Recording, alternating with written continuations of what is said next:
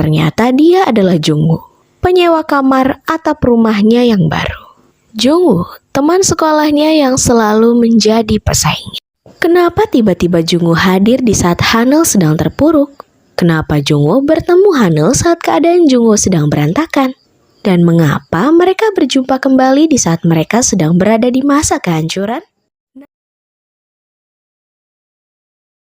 Saat Jungwoo dinyatakan bersalah, saat itu juga Jungwoo pindah rumah dan menyewa ke lantai atas. Dalam waktu yang singkat, hidup Jungwoo langsung terjun bebas seperti ada yang sengaja menghancurkan kehidupannya. Seumur-umur, baru kali ini Jungwoo merasakan hidup sederhana di kamar kecil dan tanpa teman di sampingnya. Saat Jungwoo akan beberes, ibunya menelpon. Jungwoo mengira ibunya khawatir dengan keadaannya sekarang. Namun ternyata ibunya hanya mengkhawatirkan profesi ayahnya jika Jungwoo terkena masalah. Ibunya tak mau nama ayahnya rusak dan gagal menjadi ketua spesialis jantung di Amerika, tempat ayahnya bekerja sekarang. Jungwoo menelan ludah dan merasa kehidupannya pahit. 거긴 새벽일 텐데 왜 안 주무세요? 학교 회장 후보 됐잖아. 동양인 최초인 거 아니야? Dia keluar kamar dan menangis karena tidak ada yang peduli dengannya. Jungwoo kaget melihat ada Hanul di halaman kosnya, karena selama ini mereka tak pernah bertemu. Hanul bertanya kepada Jungwoo kenapa bisa berada di rumahnya, dan untuk apa menemuinya. Jungwoo mengelak tuduhan Hanul. Jungwoo mengatakan kalau sekarang kamar lantai atas adalah tempat tinggalnya. Mereka saling adu mulut karena dari zaman sekolah mereka adalah saingan. Angin berhembus kencang membuat bra Hanul terbang dan jatuh mengenai muka Jungwoo. Hanul malu dan berlari turun ke rumahnya. 야, 나는 수소치향고라만 이거 엄마. Kemudian Jungwoo menelpon temannya Min Kyung-min. Dia yang memberikan info soal rumah yang ia tempati sekarang. Dan Hanul juga bertanya kepada temannya Lee Hong-ran. Lee Hong-ran lah yang mengiklankan karena diminta oleh ibunya Hanul. Ternyata iklan itu sampai di Kyung-min dan dipakai oleh Jungwoo. Dan hanya Hanul yang tidak mengetahui kalau rumah lantai atasnya disewakan oleh ibunya. Kyung-min keheranan dengan respon Jungwoo. Harusnya Jungwoo nyaman dengan tempat tinggalnya yang sekarang. Karena rumah itu milik teman sekolahnya dulu, Nam Hanul. Apa yang sebenarnya terjadi dengan mereka sehingga membuat mereka saling tidak nyaman dengan pertemuan yang dadakan ini? 그냥 원수가 아니라 상원수! 하늘이랑 대체 무슨 사이였길래? 걔가 내 고등학교 때... Saat sekolah, Hanul selalu minum kopi saset agar ia tak perlu repot-repot BAK karena nanti akan membuang waktunya dalam belajar. Hingga membuat teman sekelasnya heran dengan giatnya Hanul dalam belajar. Jungwoo juga pernah dikalahkan nilainya oleh Hanul. Biasanya Jungwoo selalu mendapatkan yang pertama. Semenjak kedatangan Hanul, kini ia menjadi kedua. Membuat jiwa kompetitifnya Jungwoo muncul. Jungwoo selalu berusaha menyaingi Hanul demi mengembalikan nama dia sebagai sang juara sekolah. Saat Hanul minum kopi sasetnya, Jungwoo juga tak mau kalah hingga dia minum 2 bungkus sekaligus.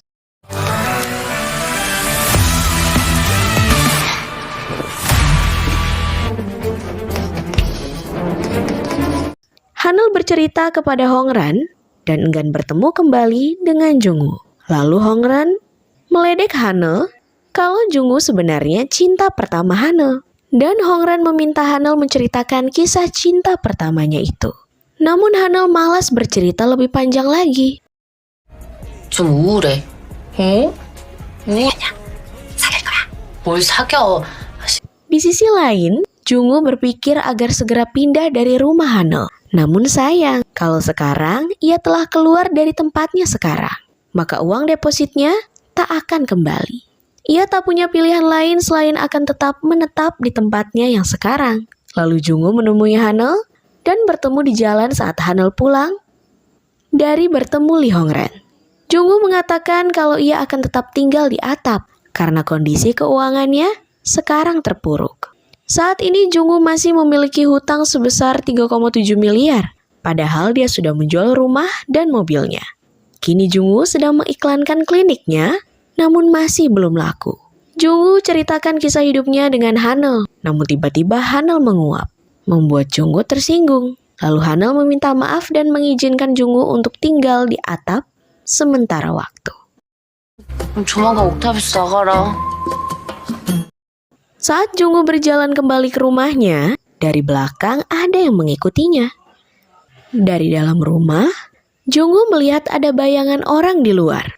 Kemudian Jungwoo mengecek keluar dan tidak ada siapa-siapa. Saat tidur, Jungwoo bermimpi insiden saat dia di ruang operasi. Membuatnya ketakutan.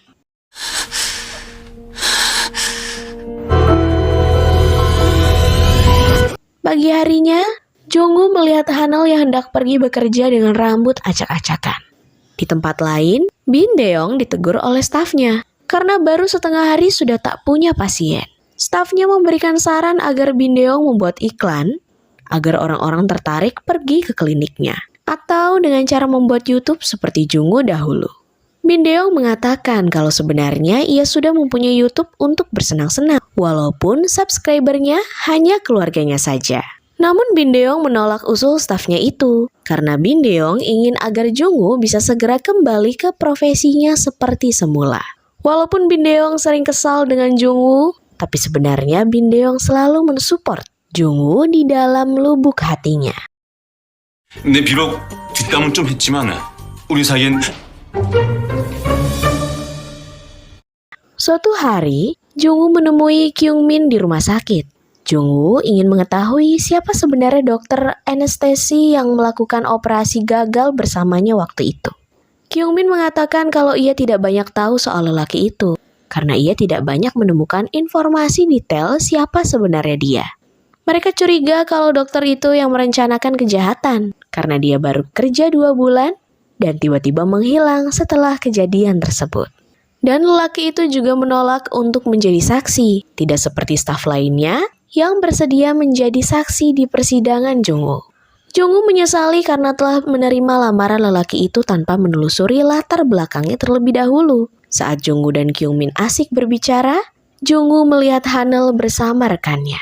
Lalu Jungwoo menghampiri Hanel dan meledeknya. Mereka kembali bertengkar dan membicarakan soal masa lalunya saat di bangku sekolah. Mereka selalu membicarakan hal-hal yang penuh persaingan. Mereka sama-sama tak mau mengalah. Mereka berpisah dengan membawa beban masing-masing. 내가 이긴 거나 마찬가지지.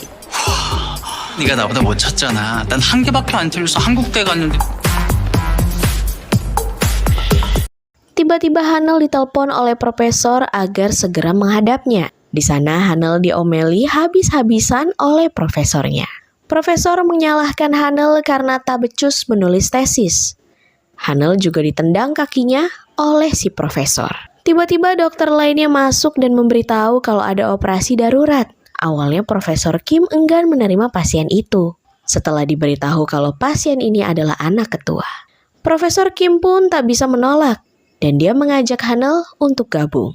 Karena Profesor Kim tak bisa mengajak residen untuk menemaninya karena yang ia tangani kali ini adalah anak dari ketua. Dokter lainnya mengatakan kepada Hanel kalau sebenarnya Profesor Kim takut menangani pasien di ruang operasi. 혼자 데려가긴 겁나시나 봐요. Saat di ruang operasi, Profesor Kim gagal memasang infus. Profesor Kim menyalahkan pembuluh darah. Lalu Hanel menawarkan agar ia yang akan memasang di tangan satunya. Lagi-lagi Profesor Kim menyalahkan pembuluh darah. Saat Hanel berhasil memasang infus, Profesor Kim hanya melihat Hanel. Semua dokter di ruangan pun melihat dan kagum dengan Hanel.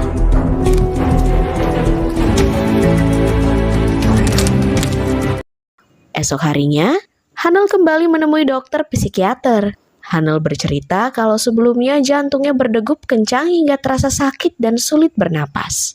Dokter psikiater memberitahu kalau saat ini Hanel merasakan dari efek depresi dan Hanel harus rutin meminum obat dan harus banyak beristirahat. Dokter juga memberikan perumpamaan kalau kaki Hanel patah, maka Hanel harus segera istirahat.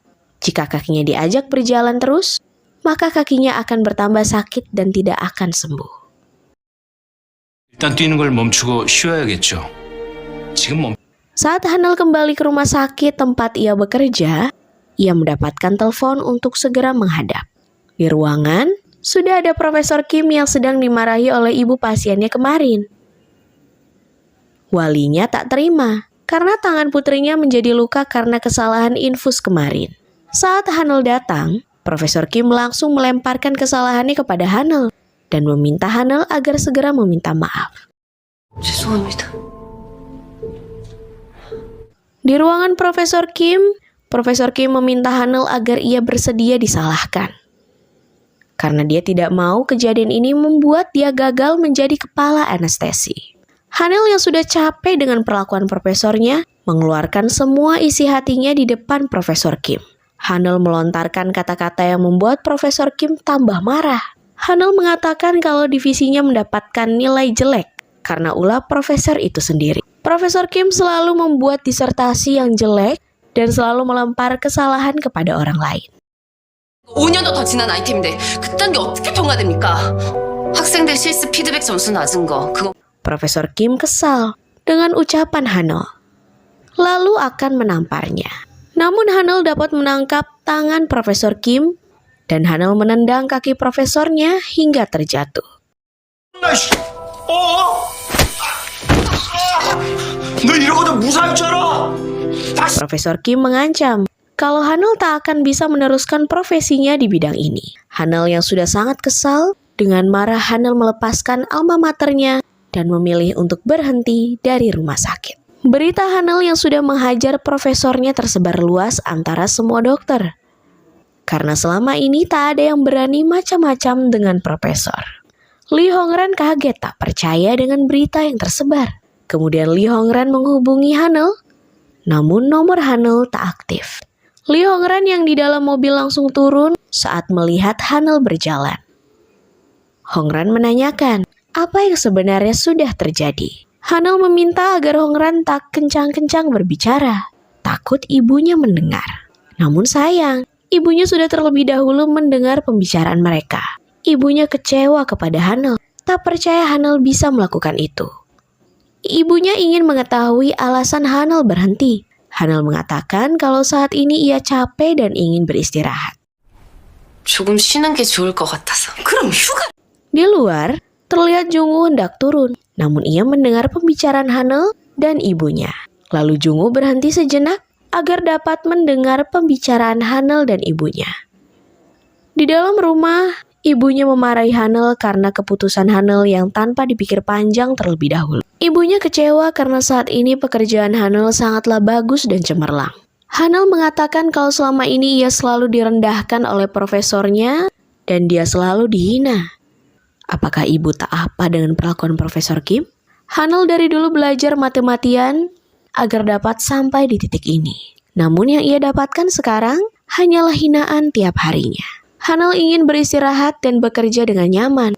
Ibunya selalu menjawab alasan Hanul. Lalu Hanul mengatakan kalau saat ini ia mengalami depresi. Ibunya langsung tak dapat berkata-kata setelah mendengar sakit mental Hanul. Ibunya hanya tahu kalau selama ini anaknya terlihat baik-baik saja, tanpa mengetahui kalau mentalnya rusak. Setelah itu Hanul pergi keluar meninggalkan rumahnya. Jungwoo yang berada di luar bergegas sembunyi agar Hanul tak mengetahui kalau Jungwoo mendengar semuanya. Jungwoo menatap langkah Hanul. Jungwoo merasa ternyata bukan hanya dirinya yang sedang mengalami terpurukan. Ternyata Hanul yang kelihatannya ceria juga sedang mengalami keterpurukan. Malam harinya, Hanul tak dapat dihubungi. Paman dan ibunya cemas dengan kondisi Hanul. Kemudian adik Hanul datang dan berkata kalau ia melihat ada obat di dalam kamar Hanul. Karena adiknya penasaran, lalu ia mengeceknya dan ternyata obat itu untuk kecemasan. Yang berarti benar, saat ini Hanul menderita depresi. Lalu ibunya merasa bersalah. Karena selama ini ia tak mengetahui kalau anaknya sedang sakit. Dan menuntut putrinya untuk menjadi anak yang tak pernah menyia-nyiakan pengorbanan ibunya dahulu. Jungwoo melihat Hanul hendak pulang. Lalu Jungwoo memanggil Hanul dan mengajaknya meminum soju bersama. Sebelum berangkat, Jungwoo memberikan jaketnya kepada Hanul, membuat Hanul geli atas perlakuan Jungwoo. Sebenarnya Jungwoo juga sama dengan Hanul. Namun mau bagaimana lagi? Jungwoo melakukan itu agar Hanel tak terlihat hanya memakai kaos rumah sakitnya itu. Hanel pun menerima alasan Jungwoo. 같이 술 먹기 쪽팔려서 그래.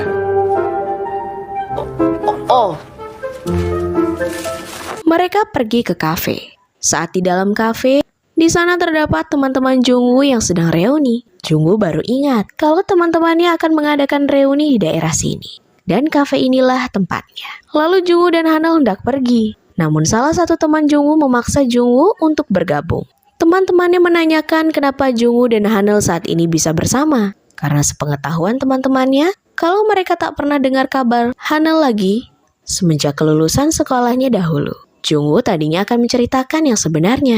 Namun Hanel dengan cepat mengatakan kalau ia menghubungi Jungwoo agar dapat membantu disertasi yang sedang ia kerjakan. Salah satu teman Jungwoo meledek Jungwoo dan membicarakan kasus Jungwoo, membuat Jungwoo tak nyaman. Lalu Jungwoo pergi keluar dari kafe tersebut. Sahabat Jungwoo menyusul Jungwoo dan mengatakan kalau Jungwoo seharusnya marah karena yang mereka katakan adalah kebenaran. Lalu Jungwoo dan Hanel pindah ke kafe lainnya. 넌 회사가 부도 직전이라 권고 사실 얘기 들어왔다. 근데 그게 뭐가 어째? 경우야. Mereka minum soju berdua untuk melepaskan pikiran penat mereka. Mereka saling menunjukkan kalau lebih kuat minum.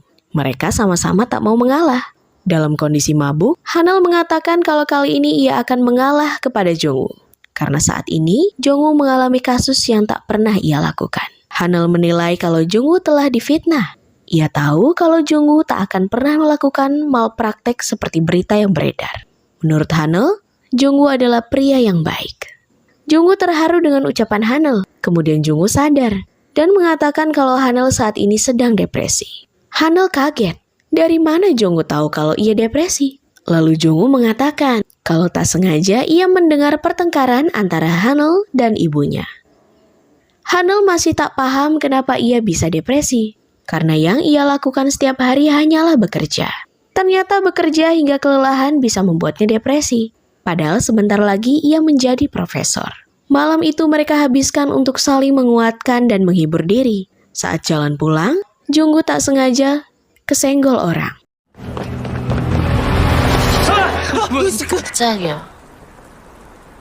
Jungwoo ketakutan sambil memegang tangan Hanel, membuat Hanel teriak kaget. Jungwoo mengatakan kalau saat ini ia takut dengan orang berpenampilan serba hitam. Ia takut kalau ada seseorang yang akan menyakitinya karena kasus yang ia alami. Hanel memberitahu Jungwoo kalau ada banyak orang berbaju hitam yang baik. Jungwoo senang dengan respon Hanel. Lalu Jungwoo mengatakan kalau ia sebenarnya dari dulu ingin mencetik dahi Hanel. Tak disangka, Hanel ternyata juga mempunyai keinginan yang sama dengan Jungwoo. Mereka memutuskan akan menjentikan satu sama lain. Hanel yang memulainya dahulu. Ia langsung menjentikan ke dahi Jungwoo dengan kuat, membuat Jungwoo kesakitan.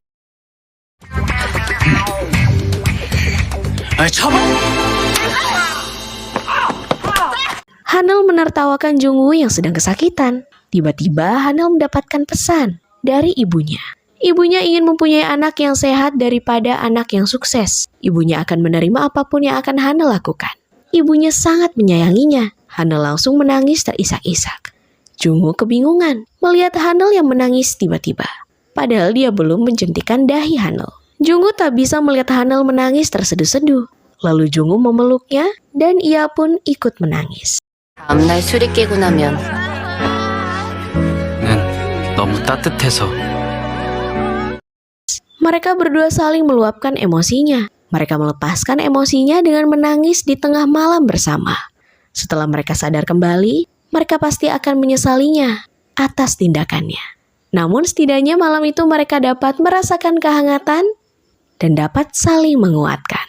Nantikan episode selanjutnya hanya di Acung Saki Channel.